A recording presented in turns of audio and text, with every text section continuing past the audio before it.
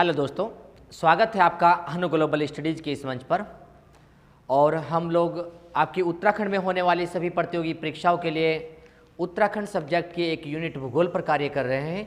उसी यूनिट में पिछली क्लास में आप लोगों ने पढ़ा था उत्तराखंड की जलवायु एवं आपदा, उसे हम लोगों ने स्टार्ट किया था। उसी टॉपिक को हम लोग आगे बढ़ाते हुए देखते हैं। जरा उत्तराखंड की जलवायु और आपदा का टॉपिक आपका स्टार्ट किया था हमने, जो ये कंसेप्ट बेस्ड टॉपिक है आपका, और जानकर चलेंगे किस प्रकार के प्रश्न यहां से निकलते हैं। तो टॉपिक है आपका उत्तराखंड की जलवायु एवं आपदा। उत्तराखंड की जलवायु एवं आपदा का टॉपिक जो कल स्टार्ट हुआ है, इसमें हम लोगों ने कुछ बातें की थी कि वायुमंडल क्या होता है, मौसम क्या होता है, जलवायु क्या होती है, और साथ में उत्तराखंड की जलवायु कैसी है, इसे समझा था। और लास्ट में छोड़ दिया था हम लोगों ने साहित्य क्लास में कि उत्तराखंड की जलवायु या किसी भी क्षेत्र की जलवायु को प्रभावित करने वाले कारक, उन्हीं कारक को आज हम लोग समझते हैं। तब आगे की बात स्टार्ट करेंगे। कारक को समझना इसलिए जरूरी हो गया क्योंकि जब ये कारक समझेंगे हम लोग तो आगे की बात ग्रीष्म ऋतु, वर्षा ऋतु, शीत ऋतु जो आएगी आपके उत्तराखंड में, उनके प्रश्न निकलने थोड़े आसान हो जाएंगे। तो इसलिए हम लोग उत्तराखंड की जलवायु को प्रभावित करने वाले जो कारक होंगे, सबसे पहले वहां पर आप लोग प्रयास करेंगे उन्हें सीखने का। तो हम लोग देखेंगे यहाँ पर कारक, उत्तराखंड की जलवायु को प्रभावित करने वाले जो कारक है वे कारक कौन से होंगे, यहाँ पर जानेंगे। कारक में हम लोगों ने कल जाना था, एक मिला था हमें अक्षांशीय। हम लोग पढ़कर चले थे यहाँ पर उत्तराखंड की जलवायु को प्रभावित करने वालों में एक अक्षांशीय दूरी था। दूसरा हम लोग पढ़कर चलते हैं यहाँ पर अक्षांशीय दूरी के साथ में नंबर 2 आप लोगों ने पढ़ा था यहाँ पर समुद्र तल, समुद्र तल से ऊंचाई, समुद्र तल से ऊंचाई। नेक्स्ट नंबर आप लोगों ने देखा था समुद्र तट से दूरी, समुद्र तट से दूरी। इसी के साथ में आप लोगों ने पढ़ा था यहां पर स्थानीय पवने, स्थानीय पवने। कुछ अन्य और भी कारक हम लोग जानेंगे यहां पर। अन्य कारक, अन्य कारक क्या हो सकते हैं जी यहां पर जी? तो हमने कहा कि किसी भी क्षेत्र की जलवायु को प्रभावित करने में अक्षांशीय दूरी, समुद्र तल से ऊंचाई, समुद्र तट से दूरी और स्थानीय पवने किस प्रकार से प्रभावित कर सकती है, इन सब बातों को सीखेंगे। तब जाकर के आप यहाँ पर ग्रीष्म ऋतु, वर्षा ऋतु, शीत ऋतु से जो पेपर की दृष्टि से प्रश्न उठते हैं उन्हें कर पाओगे। अन्यथा आप लोग उनकी लाइनों को रटते रहोगे और यदि कंसेप्ट से प्रश्न उठ गया आप लोग वहाँ पर परेशान हो जाओगे फिर। तो हमें पहले इन्हें समझना है। यहाँ पर अक्षांशीय दूरी से किसी भी क्षेत्र की जलवायु कैसे प्रभावित होती है, तो जानते हैं इन बातों को हम लोग जरा।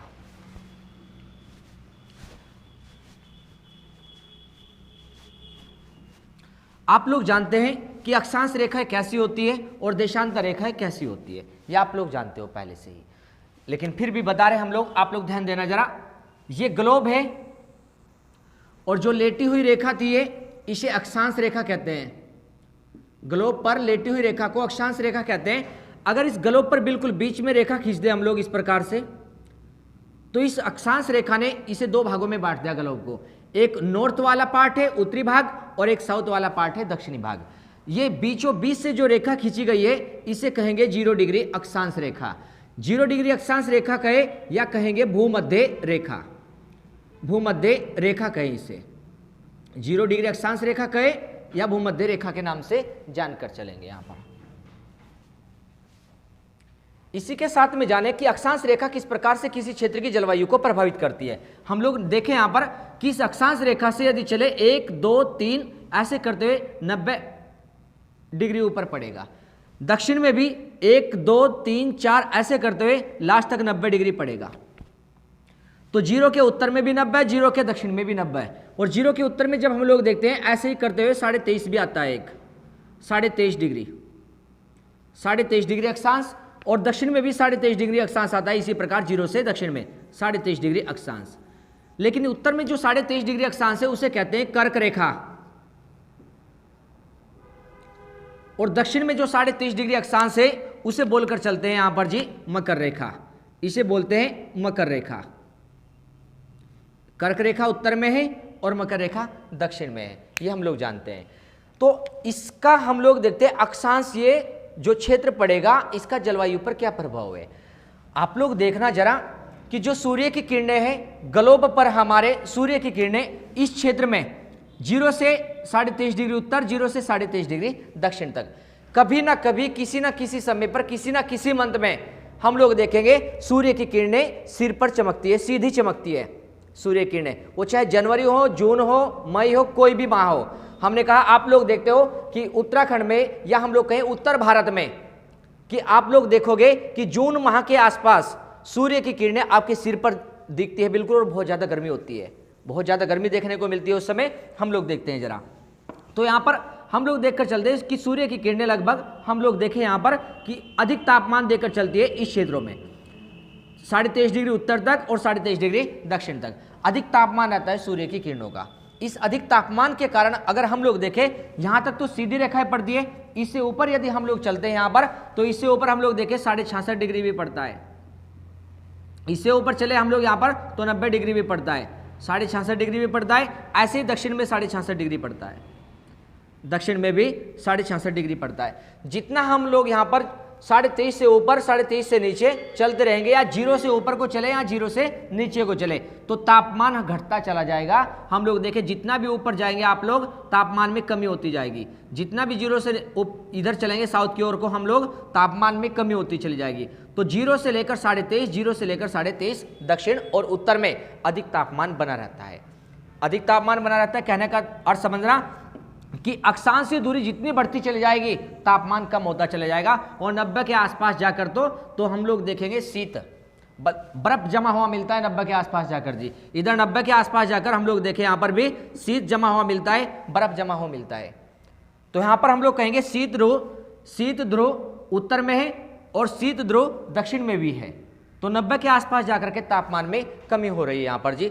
हम लोग देखते हैं जितनी भी दूरी 0 डिग्री से ऊपर चलेगी उत्तर की ओर, 0 डिग्री से दक्षिण में चलेगी, तो तापमान पर क्या प्रभाव पड़ेगा। हम लोग कहेंगे तापमान घटता जाएगा। तो हम यहाँ पर प्रश्न लिखकर चल रहे हैं 0 डिग्री अक्षांश से नॉर्थ या उत्तर कहें हम लोग यहाँ पर जी, उत्तर व दक्षिण ध्रुव की ओर जाने पर तापमान में कमी होती है, तापमान में कमी आती है। हम लोग देखें कि 0 से उत्तर की ओर चले या 0 से दक्षिण की ओर जितना भी चलेंगे तापमान में कमी होती चलेगी यहाँ पर। तो देखेंगे अक्षांशीय दूरी का प्रभाव पड़ेगा किस पर जी, अक्षांशीय दूरी का प्रभाव तापमान पर। अक्षांशीय दूरी जितनी भी 0 से उत्तर की ओर को, 0 से दक्षिण की ओर को अक्षांशीय दूरी बढ़ती चली जाएगी, हम लोग देखेंगे तापमान घटता चला जाएगा, तापमान में कमी होती चली जाएगी यहाँ पर जी। अब आगे देखिए जरा, इसी के साथ में एक कारक और भी लिखा था हम लोगों ने यहाँ पर, और कारक का नाम था यहाँ पर जी समुद्र तल से ऊंचाई। दूसरा कारक लिखा था हमने समुद्र तल से ऊंचाई, और जो समुद्र तल से ऊंचाई है उसे जाने नंबर 2 कारक पर। समुद्र तल से ऊंचाई, इसका क्या प्रभाव पड़ेगा जलवायु पर। समुद्र तल से ऊंचाई, हमने कहा कि पहले कंसेप्ट को सीख लो, उसके बाद में आप लोग जलवायु को सीखना। डायरेक्ट जलवायु पर मत जाओ कि आप लोग ग्रीष्म ऋतु, वर्षा ऋतु और शीत ऋतु को पढ़ना स्टार्ट कर ले और इन बातों का ज्ञान नहीं है। अगर आप लोग उन्हें पढ़ोगे भी तो रटोगे अभी, और हो सकता है कि ये ऐसा टॉपिक है कि कंसेप्ट के अंदर से प्रश्न घूमे, तो इसलिए समझ कर चलना, आप लोग जरा प्रयास करना इसे। समुद्र तल से ऊंचाई का क्या प्रभाव पड़ेगा जलवायु पर। आप लोग देखो कि इस पृथ्वी पर, हमारी पृथ्वी पर किसी भी क्षेत्र की ऊंचाई व गहराई मापने के लिए किसे आधार बनाया गया, समुद्र तल को। किसी भी क्षेत्र की ऊंचाई को या गहराई को मापने के लिए समुद्र तल को आधार बनाया गया। आपके भारत में अगर ऊंचाई और गहराई मापनी है तो तमिलनाडु में चेन्नई तट पड़ता है, समुद्र तट जी, वहां से ऊंचाई और गहराई का हम लोग देखते हैं मालूम किया जाता है कि चेन्नई तट से कितनी ऊंचाई पर है ये क्षेत्र, कितनी गहराई पर है ये क्षेत्र, तो समुद्र तल वहां से आधार बना हुआ है आपके यहाँ पर भारत में जी, ऊंचाई और गहराई मापने का। तो देखो जरा, अगर हम लोग ये बताएं आपको कि धरातल से 165 किलोमीटर, धरातल से 165 किलोमीटर ऊंचाई पर जाने पर धरातल से 165 किलोमीटर ऊंचाई पर जाने पर 1 डिग्री सेल्सियस ताप में कमी हो जाती है। 1 डिग्री सेल्सियस ताप में कमी हो जाती है। कमी, अगर धरातल से 165 किलोमीटर ऊंचाई पर जाओगे तो तापमान 1 डिग्री सेल्सियस घट जाएगा धरातल की अपेक्षा। अगर हम लोग ये कहें कि 1680 किलोमीटर ऊंचाई पर जाएं आप धरातल से, तो तापमान लगभग 10 डिग्री सेल्सियस कम हो जाता है। सेल्सियस ताप कम हो जाता है वहां पर जी। हम लोग देखें 1680 किलोमीटर ऊंचाई पर जाने पर तापमान कितना कम हो जाता है, 10 डिग्री सेल्सियस ताप कम हो जाता है। और 165 किलोमीटर की ऊंचाई पर जाने पर 1 डिग्री सेल्सियस तापमान की कमी आ जाती है लगभग जी। आप लोग देखो इसका मतलब क्या हुआ कि जितने हम लोग धरातल से ऊंचाई पर जाएंगे तापमान में कमी होती चली जाएगी, तापमान में कमी होती चली जाएगी। और कहां से ऊंचाई मापते हैं, समुद्र तल से। तो समुद्र तल से हम लोग देखकर चले, जितनी ऊंचाई पर जाएंगे हम लोग तो तापमान कम होता चला जाएगा। आप लोगों ने देखा होगा यदि 5000 किलोमीटर की ऊंचाई पर जाएं हम लोग, 5000 किलोमीटर की ऊंचाई पर जाएं तो हम लोग देखेंगे यहां पर तापमान में आप लोग देखोगे कि जो जलवाष्प है वो बर्फीली हो जाती है, बर्फ गिरने लगती है। बर्फ गिरने लगती है क्योंकि तापमान इतना कम होता चला जाता है कि हमारी जो वहां पर जो जल वाष्प होती है वो बर्फ के रूप में गिरने लगती है, ना कि पानी के रूप में वहां पर गिरती है। जितने भी हम लोग ऊंचाई पर चलेंगे तो हमारी जल वाष्प वहां पर किस में बदल जाएगी, बर्फ में बदल जाएगी वहां पर। तो हम लोग देखें कि समुद्र तल से ऊंचाई जितनी भी होगी तो जलवायु को प्रभावित करेगी। जितने भी ऊंचाई पर जाएंगे तापमान कम होता चला जाएगा उस क्षेत्र का वहां पर। तो इस प्रकार से समुद्र तल से ऊंचाई भी प्रभावित करके चलती है। एक कारक ये जाना। इसके बाद में नेक्स्ट कारक की बात करते हैं हम लोग जरा।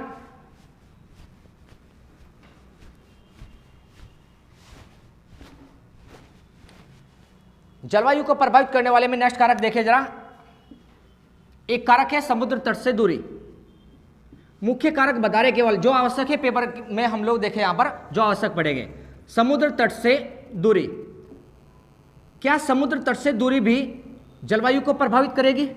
समुद्र तट से दूरी जलवायु को प्रभावित करेगी, तो प्रभावित करके चलेगी समुद्र तट से दूरी भी।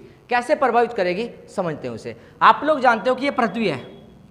अगर इस पृथ्वी पर देखें आप लोग तो इस पर हम लोग देखें यहां पर जो स्थलीय भाग है, जहां पर चट्टान वगैरह मिलेगी या हम लोग देखेंगे स्थलीय भाग मिलेगा, जो स्थलीय भाग मिलेगा इस पृथ्वी पर जी, उसकी अगर देखें यहां पर जी हम लोग स्थलीय भाग को देखकर चले तो केवल लगभग 29% भाग पर, 29% भाग पर क्या मिलेगा जी, स्थल मिलेगा। और इसके 71% भाग पर क्या मिलेगा जी, जल। 71% भाग पर जल मिलेगा पृथ्वी के। और आप लोग देखना कि जैसे भारत में दक्षिण भारत है, जहां पर हम लोग महाराष्ट्र को देखते हैं, केरल को देखते हैं, गोवा को देखते हैं, यहाँ पर जी तमिलनाडु को देखते हैं और उड़ीसा को देखते हैं। ये ऐसे क्षेत्र हैं जो जल के किनारे पर है, समुद्र के किनारे पर लगे क्षेत्र है। आप लोग को मालूम होगा कि यदि सूर्य की किरणें सुबह के समय से लेकर शाम तक स्थलीय भाग पर सूर्य की किरणें पड़ती है तो स्थलीय भाग बहुत जल्दी गर्म हो जाता है सूर्य की किरणों से। जितनी जल्दी गर्म हुआ है स्थलीय भाग, रात को उतने ही जल्दी ठंडा हो जाता है। स्थलीय भाग की बात कर रहे हैं। और जल गर्म होने में बहुत ज्यादा टाइम लेता है, और गर्म होने में ज्यादा टाइम लेता है तो ठंडा होने में भी बहुत ज्यादा टाइम लेकर चलेगा। क्यों लेता है ये? क्योंकि जल की गुप्त उष्मा अधिक होती है। गुप्त उष्मा अधिक होती है जल में। जल में गुप्त उष्मा अधिक होने के कारण हम लोग कहेंगे देर से गर्म होता है, देर से गर्म होता है, ये देर से गर्म होता है व देर से ही ठंडा होता है, देर से ही ठंडा होता है। आप लोग देखना जो समुद्र तट के आसपास के क्षेत्र हैं, जैसे मुंबई हुआ, कोची हुआ, गोवा हुआ, केरल हुआ, यहां पर इनके आसपास देखना कभी जाकर के आप लोग कि जिस समय हमारे उत्तराखंड में जनवरी माह के आसपास, दिसंबर माह के आसपास यहां पर इतनी सर्दी पड़ती है, और आप लोग महाराष्ट्र में चले जाना, वहां पर मुंबई के तट पर, गोवा के तट पर चले जाना, वहां पर लोग टी-शर्ट में घूम रहे होंगे उस समय जी। कारण क्या है उसका? कारण यह है कि हमारे यहाँ जनवरी में इतनी सर्दी है और मुंबई महाराष्ट्र में हम लोग देख रहे, कोची में देखे, गोवा में देखे, लोग टी-शर्ट में घूम रहे हैं वहां पर एक सामान्य मौसम में। उसका कारण यह है कि वे तट जो है, वे क्षेत्र जो है समुद्र के किनारे से लगे हैं, और समुद्र के किनारे से लगे होने के कारण क्या लाभ मिला उन्हें, तो जो पवने हैं वहां पर जी हम लोग देखेंगे रात के समय वे शीत पवने नहीं चलती समुद्र से जी, वे हम लोग देखेंगे दिन के समय जो सूर्य की लाइट आई थी उससे पानी गर्म हुआ था, पानी गर्म होने में बहुत ज़्यादा टाइम लगा और उसी आधार पर हम लोग देखें जितनी देर में वो गर्म हुआ है पानी, रात के समय उतनी ही देर से वो ठंडा होगा। तो इतनी जल्दी ठंडा नहीं हो पाता है, तो पानी से जो भी पवन आएगी वो शीत पवन नहीं आनेगी, वो उष्ण पवन गर्म पवन चलेगी, हल्की सी गर्म पवन चलेगी। इस कारण से वहाँ पर तापमान सामान्य बना रहता है, जो गोवा का, मुंबई का, कोच्चि का आप लोगों ने तट देखा होगा, यही कारण है वहाँ पर तापमान सामान्य है।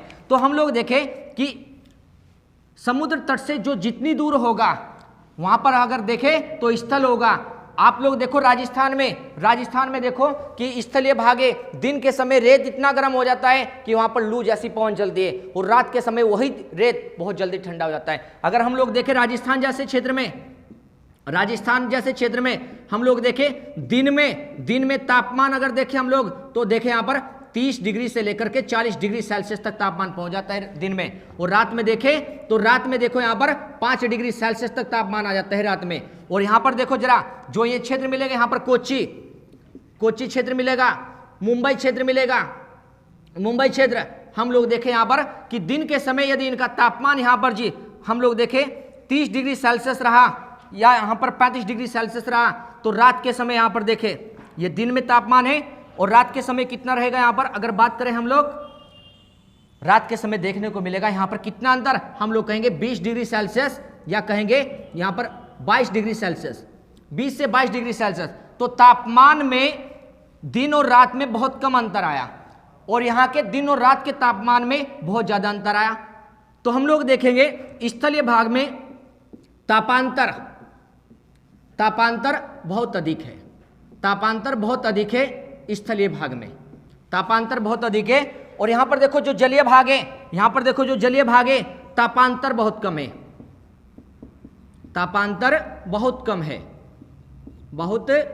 है, मतलब ध्यान देना कि तापमान में अंतर बहुत कम मिलेगा। कहां पर जी, जो जलीय क्षेत्र से लगे हुए जो आपके यहां पर मिलेंगे तटीय क्षेत्र से लगे हुए जो एरिया है वहां पर तापमान में अंतर बहुत कम मिलेगा, और जो स्थलीय भाग में है वहां तापमान में अंतर बहुत ज्यादा मिलेगा। कारण क्या, कारण है यहां पर हम लोग देखकर चले जो जल और स्थल है।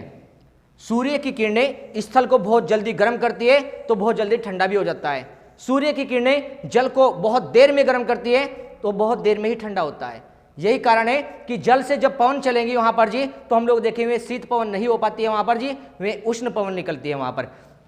इस कारण से समुद्र तट से जो एरिया बहुत दूर होगा वहां पर तापांतर अधिक, समुद्र तट से जो निकट होगा वहां पर तापांतर कम होगा। तो जलवायु का प्रभाव हम लोग देखकर चलते हैं समुद्र तट से भी होगा, इसी के साथ में कुछ स्थानीय पवनें भी मिलेगी। जैसे राजस्थान जैसे एरिया में गर्म पवनें चलती है तो वहां पर गर्म पवनें होने के कारण तापमान भी हम लोग देखकर चलते हैं वहां पर जी वायुमंडल का गर्म हो जाता है। अन्य कारक है, हम लोगों ने पेपर की दृष्टि से जो प्रभावित कारक है वहां पर समुद्र तट से दूरी, समुद्र तल से ऊंचाई व गहराई और देखकर चले अक्षांशीय दूरी, जो प्रभावित कारक है उन पर बात की है और जो पेपर की दृष्टि से बहुत महत्वपूर्ण सिद्ध होंगे आगे की क्लास को समझने के लिए। धन्यवाद।